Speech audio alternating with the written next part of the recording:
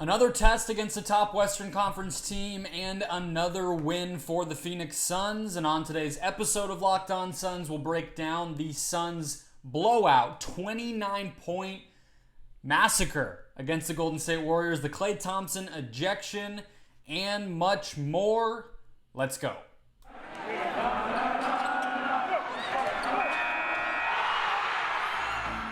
You are Locked On Suns, your daily Phoenix Suns podcast, part of the Locked On Podcast Network, your team every day.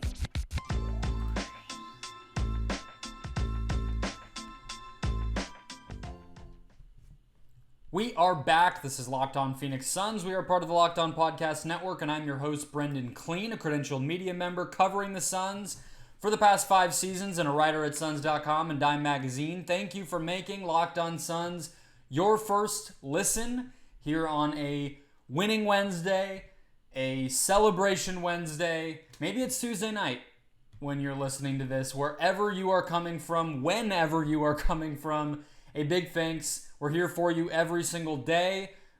Apple Podcasts, Spotify, YouTube, every platform, and we're free. The best way to keep us free is just to listen. So hit subscribe, hit follow. We'll be in your feed every single Monday through Friday. You can also follow along on Twitter at LockedOnPHXSuns, where you can give your 7 words or less game takes after every regular season game this year. You have at Moscow Tommy, Payne safe from Shanghai trade for now. You have at Odrum Cam Nagol, just round 1 of a heavyweight bout. At Mr. Moo02, awesome. So keep those flooding in over on Twitter. But let's break this game down. Today's show, guys, brought to you by LinkedIn. LinkedIn Jobs helps you find the qualified candidates you want to talk to faster. Post your job for free at linkedin.com/lockedonnba. The big story of this game, where we have to start, is the ejection. So the third quarter comes around. The Suns actually have a rule dating back to last season regarding second half technical fouls. And obviously you don't ever want a technical foul, period. But the Suns avoid the second half because you never know. One free throw here and there can make or break a close game. So that's been something Monty has preached since he got here. But Draymond Green, after what I think are 2 questionable, the calls were potentially fouls that he didn't get, but what I'm calling questionable is his reaction, where he just, you've seen it, loses his mind at the referee, right? Clapping in their face, hollering, all of it. He does that 2 times in the first half, and then finally at the 10-18 minute mark, the 10-18 mark of the third quarter, he finally gets called for a tech. He thought he was fouled, didn't get the call, and gets the tech. Then Devin Booker makes the technical free throw. You see Steve Kerr then helping Draymond make the case. He gets the technical called on him. And then about 5 minutes later, you have Chris Paul getting a tech. Steph misses the technical foul, which is the free throw, which was his first miss of the game, which was kind of funny. Kevin Harlan, I believe what happened is Steph heard Kevin Harlan calling the game because the crowd had quieted down so much, and Kevin Harlan said on TNT's broadcast, oh, he hasn't missed all season, right as Steph let the shot go, and then Steph ends up missing it. DA gets a tech 30 seconds later, and Steph makes that free throw, and then we get to the big moment. At that, around as all of this is happening, Book and Klay start going back and forth. There was some footage of them when Book is guarding Klay in the corner on one possession, chirping a little bit. There was, I don't know exactly when it started. I wasn't keyed into it. I was seeing tweets about it, and then obviously it starts to explode a little bit.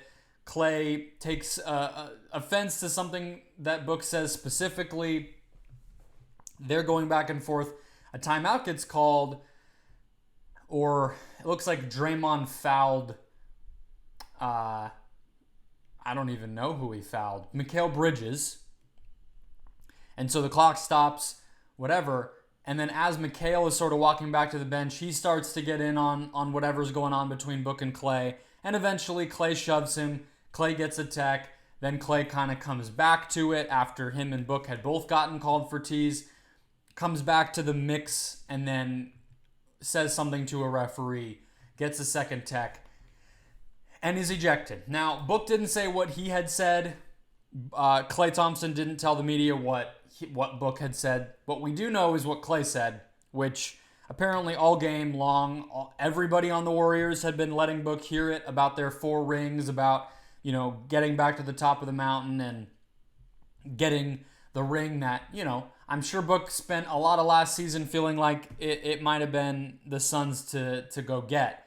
And that's all well and good. But the big takeaway that I have on all of this is a continuation of what we saw last year and what I actually think even continued into the Mavericks series, even though the Suns eventually did lose that, which is Devin Booker turning the intensity, the passion, the BS-ery that he plays the game with, channeling that into something much more positive. Okay? That's what this was all about. Turning this into something positive. We saw it against the Minnesota Timberwolves last year. There was a game, I believe the Denver Nuggets was the game where they got his picture wrong in the starting and the intros. I believe that somebody, maybe that same night they said the wrong name or something about his name during the pregame intro announcements was also wrong and he went off in that game. That was around the same time that the MVP stuff started for him. And at that point last year, I made the case of, hey, Booker has this in him.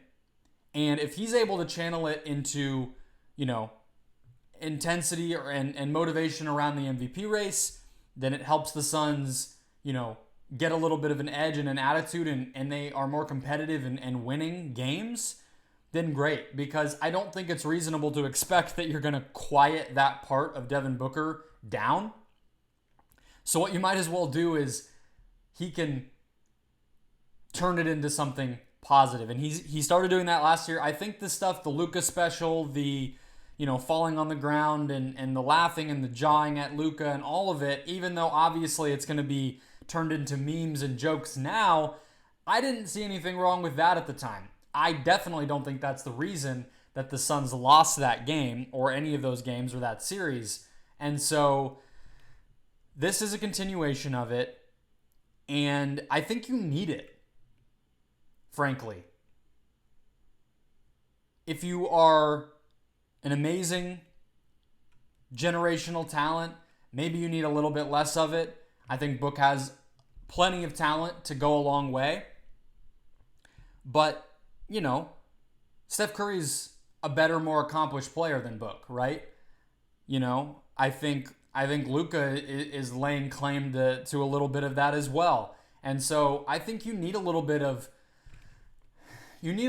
talk. You know what I mean? Like you need a little bit of edge. You need a little bit of getting under people's skin, of forcing mistakes like this one against Klay in order to tilt the game in your favor. I mean, everybody needs it.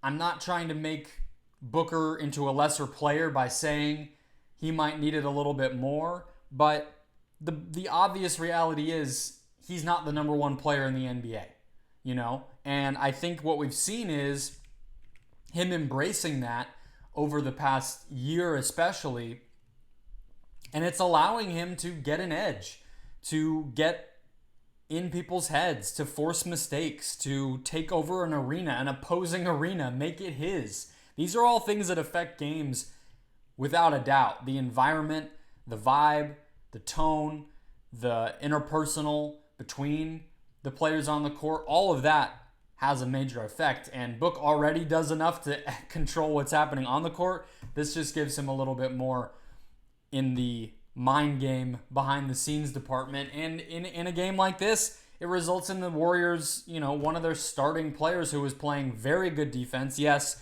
the 2 points makes all of this a lot more hilarious. He was not having an awesome offensive game, but he was playing well defensively. He put Booker in clamps a couple times. You know, it made a big difference. The Warriors lost momentum. The Suns took a big lead. And it's not just the story of the game because it's what everybody's talking about online or, you know, what Charles Barkley and Shaq might be talking about in the postgame show. It's big because it really changed the momentum of the game. And so this is case in point for why it can be utilized and wielded and why Booker seems more and more suited to do that. Let's get into more of the X's and O's, the real stuff that happened, the box score, all of it that led to what ended up being a 29-point win, a really pretty major statement, in my opinion, by the Suns to continue to shoo away any of the negative energy heading into the season. But first, today's show, guys, again, brought to you by LinkedIn. These days, every new potential hire can feel like a high-stakes wager for your small business. We know businesses are getting back on track. Hiring, finding people, keeping people is a question mark right now. And so you want to be 100% certain that you have access to the best qualified candidates available. And that's why you have to check out LinkedIn Jobs. LinkedIn Jobs helps find the right people for your team faster and for free. I've been telling you guys about how at my job we are not downsizing, but rearranging our team, reshuffling responsibilities. We're having to dip back into the hiring pool a little bit, entry-level stuff. It's hard to find, and so we've taken advantage of LinkedIn. We have simple tools like screening questions that make it easy to focus on candidates with just the right skills and experience to quickly prioritize who you'd like to interview and hire. You want to finish the year strong. You want to start next year on the right foot, and the right team member can help you do that, which is why small businesses rate LinkedIn Jobs #1 in delivering quality hires versus leading competitors. LinkedIn Jobs help you find the qualified candidates you want to talk to faster. So post your job for free at linkedin.com/lockedonnba. That's linkedin.com/lockedonnba to post your job for free. Terms and conditions apply. So we talked about the big story of the game, which is obviously Klay Thompson ejection and Devin Booker turning what was once a weakness in his game into a little bit more of a positive. But let's get into some of the actual stuff that happened on the court in this one. I think, firstly, the size advantage. And there's a lot of things you can point to. I will have more on this game with Aaron Edwards on Thursday's show, so we'll break this one down. I'll probably try to rewatch the game on Wednesday, but off the top, it's obvious for anyone who watched the game. If you missed it, this is the big trend here, is the Suns using the size advantage as an advantage. We saw this last year. I mean, the Suns actually played the Warriors pretty well last season, and those were some of Deandre Ayton's best games. I think they made a concerted effort to get him the ball. He knew he needed to bring it in those games. They were able to, even when it was Draymond Green in the post, they were able to take advantage of the size, but today they did it even more. Between Landale and Ayton, those two guys can combine for 33 points and 21 rebounds, as well as 7 offensive rebounds. So a third of their rebounds were on the offensive glass, keeping possessions alive. They both got to the free throw line a fair amount. 4 attempts for Ayton, all in the first quarter, and 5 attempts for Landale. So that's a no-brainer when you're playing the Warriors. Not only are Looney and Draymond just smaller off the top, but those guys, that team loves to switch. And so even if, the center matchup already poses an advantage, the matchup might even get more appealing as the possession moves forward. In this game and in most of the time that the Warriors have played the Suns during this era, Draymond has started out possessions guarding Chris Paul. And so the reason that they do that is so when they do switch, Draymond ends up on Ayton. And they obviously trust that. I'm not saying that this game is some sort of new exception to the rule where all of a sudden I don't think Draymond can guard Ayton. But he's smaller and he doesn't want to get into foul trouble. And all the things that we know help the Warriors play defense the way that they want to. Yes, Draymond can do it. Yes, he was very good against Nikola Jokic in last year's second round, for instance, but that's not what they want to do. They don't want to have Draymond having to defend post up after post up after post up. And so that's a disadvantage. Obviously, if it's somebody small, obviously, if it's in transition and you're able to just run to the basket and seal like Ayton has gotten so good at, Landale is showing he's pretty good at too. These are simple ways to do it. And what does that ripple domino effect look like? Well, you start to dominate the size categories, let's call them. So the Suns out-rebounded the Warriors 48-40.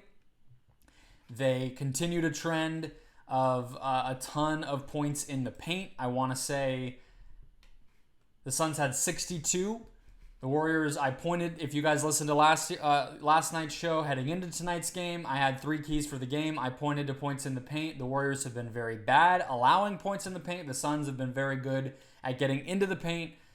And free throws being the other one. The Suns had 34 free throws, and the Warriors only had 17. And it wasn't just Booker, who was 11 of 14, but like I said, Ayton got to the line 4 times, Landale got to the line 5 times, Cam Johnson got a few in there, even Mikal Bridges. So these all were ways that the Suns were able to not only just use the typical, okay, our center is bigger than your center stuff that might be obvious, but they were able to really enforce that size and turn it into advantages elsewhere. You have Ayton with 4 assists and Landale. I had Cam Payne's assist total at 5 in my line of sight there. But Ayton's 4 assists, you're seeing, again, the short roll where he's catching the ball and passing it. When he does get into the post against a mismatch, it's not always going to be a score, but sometimes the Warriors might double him, and that's going to create an extra opening elsewhere that can be exploited for a shot. So the Suns did this last year. They punished switches. They punished the Warriors' lack of size, and it worked.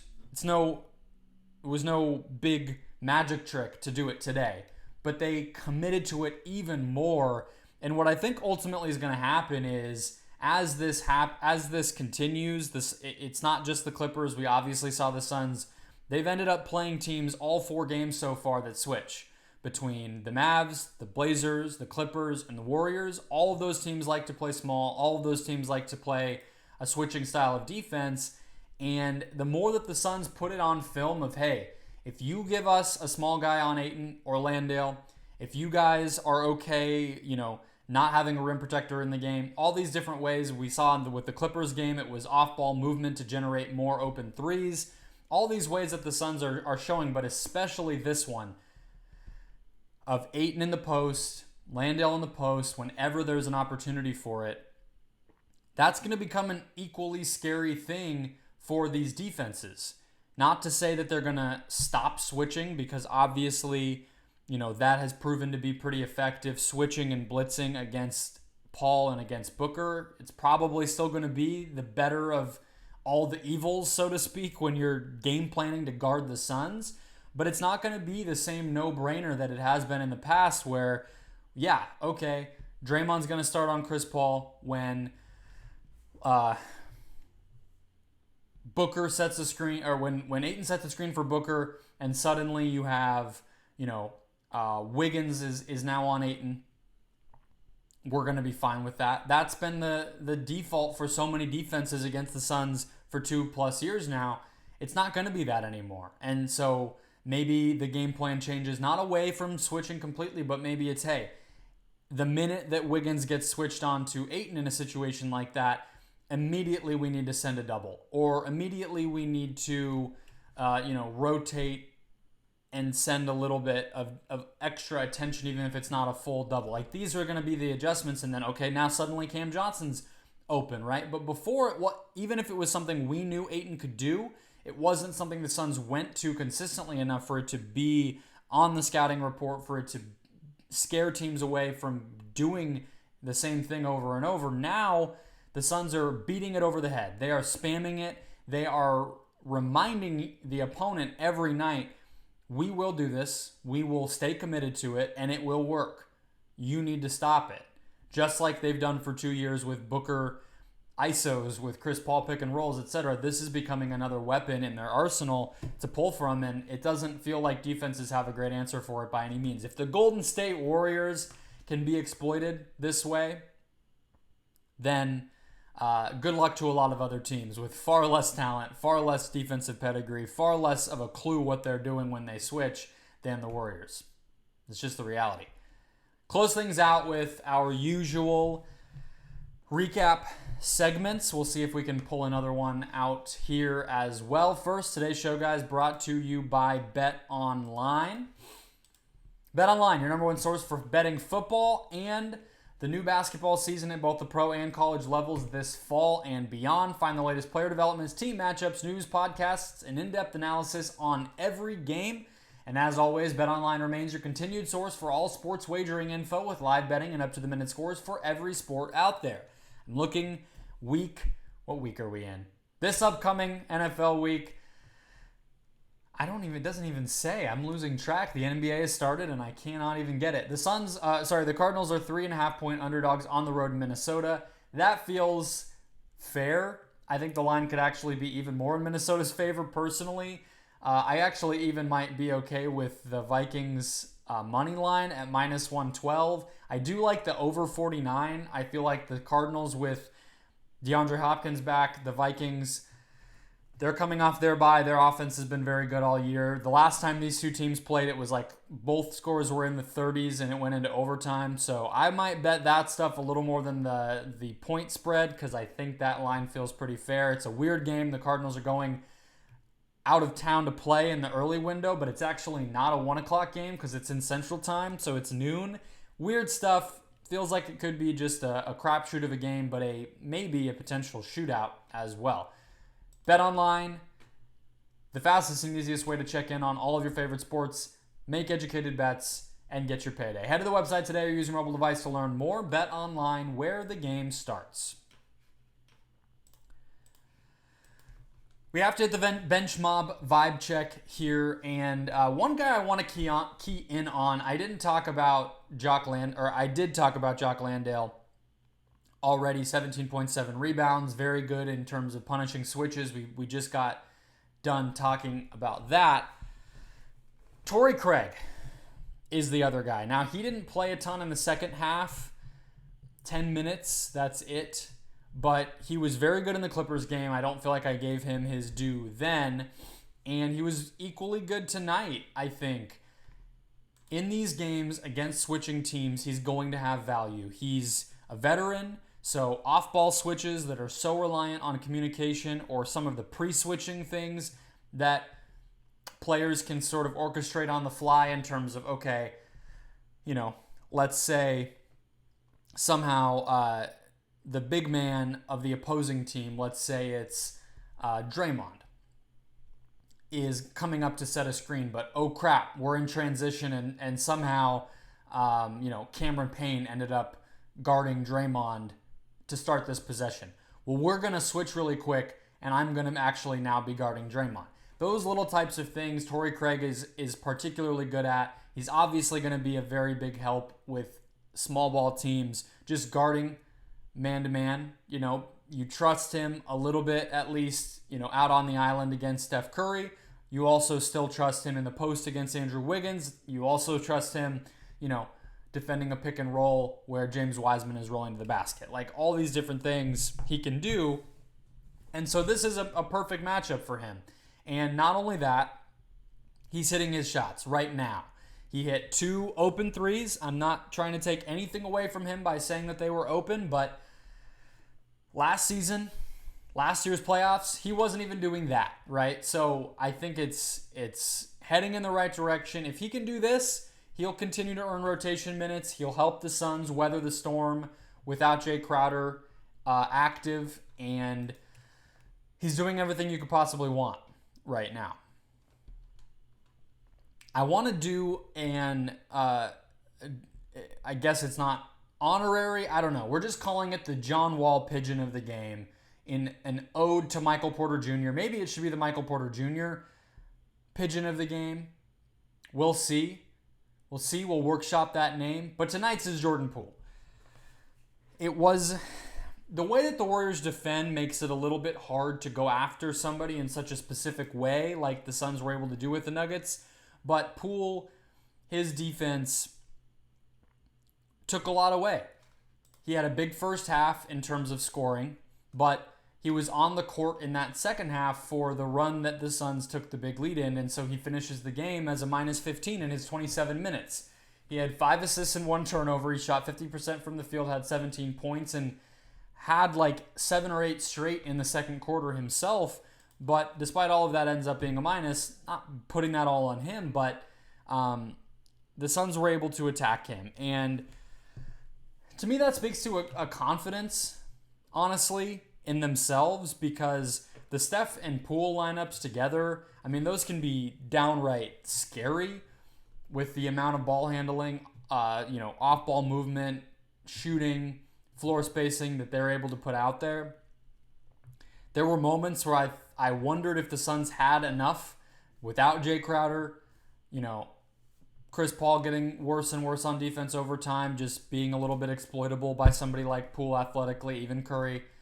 But they didn't struggle like I thought because they were able to get it back from Poole on the other end. So he gets the honorary title there today. What else can we do here? I'm going to have to come up with some more because we've done in the past Mikal Bridges breakout watch. We can retire that one. He's done broke out. That's happening. Deandre Ayton free throws. How many free throws did Deandre Ayton take was the very accurately named title of that segment. I just don't think the free throws are coming. So I'm not going to bore you guys continuing to bring that up, beat a dead horse. He's excellent in other ways. Free throws just aren't one of the things he does. So we'll have to workshop some more. I think we can stick with Pigeon of the Game. That'll be a new one this year. We can keep the bench mob vibe check. That'll always be a go-to. And that'll wrap us up for the day. I'll have more thoughts on this game, kind of like we did with the Mavericks game last week. Some next day thoughts. Aaron Edwards will be here to help me break all of that down, so you can have that to look forward to. Hit subscribe.